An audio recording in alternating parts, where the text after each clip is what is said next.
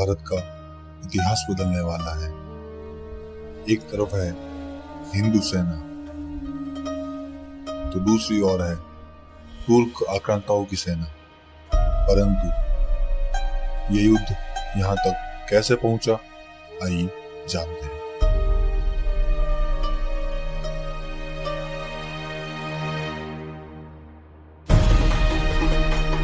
नमस्कार, जय मां भारती। आज से 1000 साल पहले 11वीं सदी का आरंभ होने को था। तब भारत कई टुकड़ों में विभाजित हो चुका था।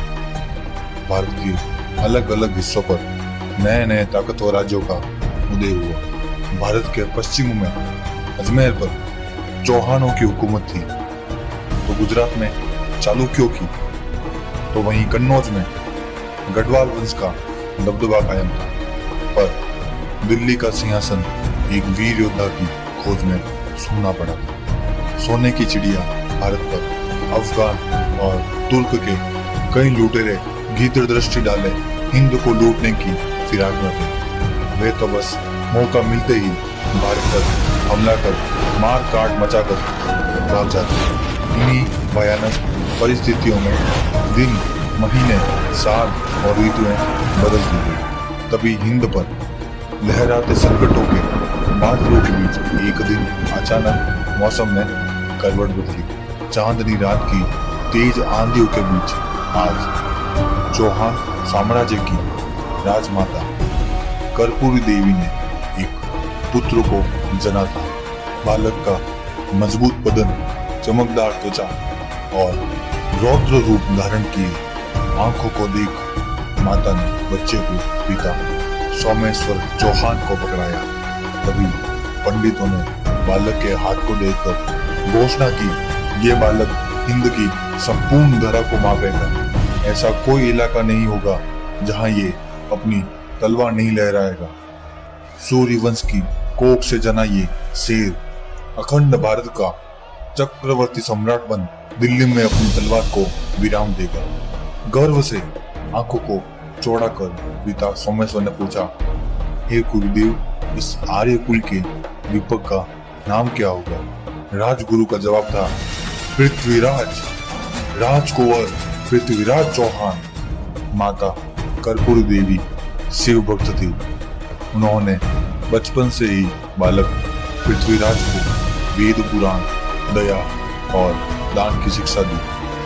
साथ ही माता पृथ्वीराज को बताती कि किस तरह उनके परदादा अर्णोराज तथा दादा विग्रहराज ने अफगानियों को पराजित किया।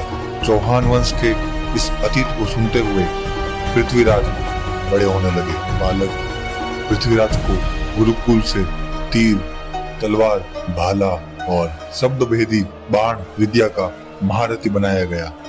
पृथ्वीराज बचपन से ही बड़े दिलेर और ताकतवर थे। एक रात्रि पृथ्वीराज अपने गुरुकुल से लौटे तो अपने साथ शेर की कटी हुई मुंडी लेकर लौटे। आज उन्होंने बिना किसी हथियार के एक शेर का जबड़ा फाड़ डाला था। बड़े होते पृथ्वीराज की ताकत भी बढ़ती गई। ताकत इतनी की पृथ्वीराज के एक मुक्के से मदमस्त हाथी भी तिलमिला उठता। मजबूत विराट शरीर की नसें फटने को होती थी। अपने नन्हे पुत्र के इन गुणों को देख पिता सोमेश्वर अपनी छाती को चौड़ा कर करके मूंछों को ताव देते। पर साल 1177 आते आते राजा सोमेश्वर का निधन हो गया। राजा की मृत्यु के पश्चात चौहान साम्राज्य पर शत्रु की निगाहें चढ़ने लगी। रिश्तेदार, सामंत और सीमांत राज्यों सभी अजमेर की सत्ता पाने के लिए लाड टपकाने लगे। दुश्मनों की इन काली नजरों को देख माता कर्पूरी देवी ने मात्र 11 साल के नन्हे पृथ्वीराज को गोद में उठाया और सिंहासन पर चढ़कर पृथ्वीराज का अजमेर की राजगद्दी पर रक्त से अभिषेक कर दिया। पर एक स्त्री के हाथों में राजसत्ता को देख अजमेर राज्य के सामंतों ने विद्रोह करके खुद को स्वतंत्र घोषित करना शुरू कर दिया। इन्हीं संकट की परिस्थितियों में पृथ्वीराज भी अब बड़े होने लगे। उनको राज्य, युद्ध और शत्रु की पहचान होने लगी। इसी वक्त पृथ्वीराज ने चौहान साम्राज्य की खानदानी तलवार को धारण कर खुद को एक स्वतंत्र राजा घोषित कर दिया और तुरंत सभी गद्दार सामंतों और सरदारों के खिलाफ युद्ध का बिगुल फूंक दिया। सम्राट पृथ्वीराज दिल्ली के अंतिम हिंदू सम्राट थे। ये गाथा है हिंद के उस महान सम्राट की जिसकी कीर्ति के आगे संपूर्ण दुनिया नतमस्तक है। 6 भाषा और वेद पुराणों के ज्ञाता सम्राट पृथ्वीराज ने साल 1178 में अजमेर की राजगद्दी संभाली। इस समय तक अजमेर राज्य की सीमाएं बहुत छोटी थी और रही सही सीमाओं पर भी सामंतों और पृथ्वीराज के रिश्तेदारों ने अधिकार कर रखा था। अपने राज्य को ऐसे बदहाल हालातों में देख पृथ्वीराज ने अपने सभी सरदारों को बुलवाया और उनसे कहा कि जल्द ही अजमेर की सीमाएं सिंधु को पार कर गंगा की घाटियों तक फैलेगी। मेरे वीरों, हमारी तलवारें शत्रुओं के विनाश पर उतरेगी। तैयार हो जाइए। अपने दमदार राजा की गरजती आवाजों को सुन समस्त दरबार जय जय पृथ्वीराज के नारों से गूंज उठा और इसी के साथ पृथ्वीराज ने अपनी सेनाओं को तैयार किया और निकल पड़े सीमांत प्रदेशों को जीतने। पृथ्वीराज ने अजमेर के सीमांत उन सभी राज्यों पर भयंकर आक्रमण किया जिन्होंने राजमाता का अपमान कर चौहानों से गद्दारी की थी। पृथ्वीराज सीमांत प्रदेशों पर प्रचंड आंधी के समान टूट पड़े।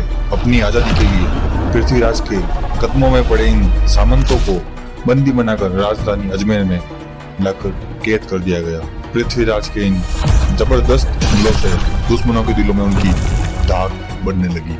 अपने विशाल लश्कर के साथ पृथ्वीराज जब अजमेर लौटे तो सामने माता कर्पूरी देवी खड़ी थी जिनके हाथ में एक पत्र था। पृथ्वीराज को अपने नाना अनंगपाल सिंह तोमर का बुलावा आया था। आज नाना ने दिल्ली को अपने दोहित्र के नाम कर दिया था। सोने के थाल में सजकर दिल्ली का ताज आज अपने सम्राट के मस्तक का मान बढ़ाने अजमेर आया था। कुछ दिनों के बाद पृथ्वीराज हाथी पर सवार होकर अपने सरदार और सामंतों के साथ दिल्ली पहुंच गए। उस दिन दिल्ली को एक दुल्हन की तरह सजाया गया। संपूर्ण राज्य में मिठाइयां बंटने लगी। काशी के विद्वान पंडितों ने वेद मंत्रों की गर्जना के बीच पृथ्वीराज का राज तिलक किया। पृथ्वीराज के नेतृत्व में दिल्ली अपने स्वर्ण काल में चलने लगी। तभी कन्नौज के राजा जयचंद ने खुद को भारत का सबसे महान योद्धा और एक ताकतवर राजा साबित करने के लिए राजसूय यज्ञ का आयोजन करवाया। पृथ्वीराज को छोड़कर समस्त राजाओं को निमंत्रण भेजे गए। इस कारण यज्ञ की समाप्ति के तुरंत बाद पृथ्वीराज ने कन्नौज राज्य पर हमला कर दिया। जयचंद पृथ्वीराज की सेनाओं से मुकाबला नहीं कर पाए और पृथ्वीराज विजयी हुए। पृथ्वीराज जैसे महाबली योद्धा के किस्सों को सुन सुनकर जयचंद की बेटी संयोगिता बड़ी हुई थी और आज जिस तरह से पृथ्वीराज ने उनके पिता का मिथ्या अभिमान चूर किया था, इसके बाद तो संयोगिता पृथ्वीराज की दीवानी हो गई। इधर संयोगिता के रूप के चर्चे संपूर्ण भारत में फैले थे, जिसके बारे में पृथ्वीराज भी कई बार सुन और देख चुके थे। कहीं ना कहीं पृथ्वीराज भी संयोगिता से प्रेम करते थे और इस समय भारत की स्थितियां बदलने लगी। गजनी अर्थात वर्तमान अफगानिस्तान का शासक मोहम्मद गोरी लूट और शासन के मंसूबों के साथ हिंद के ताज दिल्ली की तरफ बढ़ रहा था। सम्राट पृथ्वीराज से उसके पहले युद्ध में उसकी सेना बुरी तरह से परास्त हुई और मोहम्मद गोरी को पृथ्वीराज के समक्ष पेश किया गया। गोरी ने सम्राट से क्षमा मांगी।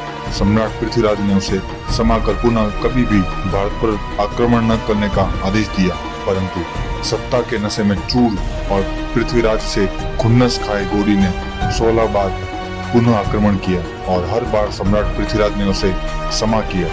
पृथ्वीराज की इस विजय के तुरंत बाद राजा जयचंद ने अपनी पुत्री संयोगिता के स्वयंवर का आयोजन करवाया, जिसमें सभी राजाओं को आमंत्रण भेजा गया सिवाय दिल्ली के सम्राट पृथ्वीराज के। और तो और राजा जयचंद ने पृथ्वीराज को अपमानित करने के लिए स्वयंवर के समय अपने दरबार में पृथ्वीराज की मूर्ति बनवाकर द्वारपाल के स्थान पर लगवा दी, परंतु संयोगिता पृथ्वीराज से दिल से प्रेम करती थी उन्होंने सभी राजाओं को नजरअंदाज कर पृथ्वीराज की मूर्ति के गले में हार पहना दिया। पृथ्वीराज स्वयं वहां उपस्थित हुए और सभी राजाओं को युद्ध के लिए ललकारते हुए राजकुमारी संयोगिता का अपहरण कर अपने साथ ले गए। पृथ्वीराज अजमेर पहुंचे और अपनी पत्नी के साथ प्रेम में मगन हो गए। दूसरी ओर 17 बार हारने के बावजूद मोहम्मद गोरी एक बार फिर दिल्ली की ओर कूच करता है। युद्ध भूमि वही थी, योद्धा भी वही थे, परंतु इस बार परिणाम कुछ और होने वाला था। ऐसा परिणाम जो भारतवर्ष का भविष्य बदलने वाला था। इसका कारण था कि जयचंद ने पृथ्वीराज से अपने अपमान का बदला लेने के लिए मोहम्मद गोरी के साथ संधि कर ली थी। जयचंद की राष्ट्र के साथ इसी गद्दारी के चलते सम्राट पृथ्वीराज वही युद्ध हार गए और मोहम्मद गोरी उन्हें बंदी बनाकर अपने साथ गजनी अर्थात अफगानिस्तान में ले गया और जयचंद को भी मरवा दिया। वहां ले जाकर गोरी ने सम्राट पृथ्वीराज को असंख्य यातनाएं देना आरंभ किया और इस्लाम कबूलने के लिए विवश करने का प्रयास किया। जब सम्राट पृथ्वीराज ने गोरी का प्रस्ताव अस्वीकार कर दिया तो गोरी ने पृथ्वीराज के दोनों अंगों को गरम गरम सलाखों से फोड़ने का आदेश दे दिया। इन सभी यातनाओं की सूचना सम्राट के परम मित्र चंद बरदाई के पास पहुंची तो वे तुरंत गजनी के लिए निकल गए। वहां पहुंचते ही मोहम्मद गोरी ने उन्हें भी बंदी बनाकर पृथ्वीराज के पास भेज दिया। जब चंद बरदाई अपने मित्र से मिले तो पृथ्वीराज की दशा देख रो पड़े। तभी वहां के सिपाहियों को तीरंदाजी की प्रतियोगिता के संबंध में बात करते सुन चंद बरदाई ने एक योजना बनाई। योजना के अनुसार चंद बरदाई ने मोहम्मद गोरी से मिलने की आज्ञा मांगी। गोरी के समक्ष उपस्थित होकर चंद बरदाई ने उसे बताया कि पृथ्वीराज से उत्तम तीरंदाज कोई नहीं हो सकता। चंद बरदाई की बात सुनकर गोरी हंसने लगा और उसने पूछा, एक अंधा व्यक्ति कैसे तीर चला सकता है? चंद बरदाई के बार बार कहने पर गोरी ने पृथ्वीराज को प्रतियोगिता में भाग लेने की अनुमति दे दी। प्रतियोगिता का समय आया। पृथ्वीराज ने तीर कमान हाथ में ली। चंद बरदाई की योजना के अनुसार वे पृथ्वीराज को दोहे के माध्यम से गोरी की उपस्थिति बताने वाले थे कि गोरी कहाँ बैठा है। चंद बरदाई ने सुल्तान मोहम्मद गोरी से कहा, सुल्तान आपको 3 बार पृथ्वीराज को हुक्म देना होगा तभी वे तीर चलाएंगे। सुल्तान ने 3 बार आदेश दिया और चंद बरदाई ने दोहा कहा, 4 बार 24 गज अंगुल अष्ट प्रमाण ता ऊपर सुल्तान है मत चुके चौहान। गोरी की आवाज तथा दोहा सुनकर पृथ्वीराज गोरी पर तीर चला देते हैं।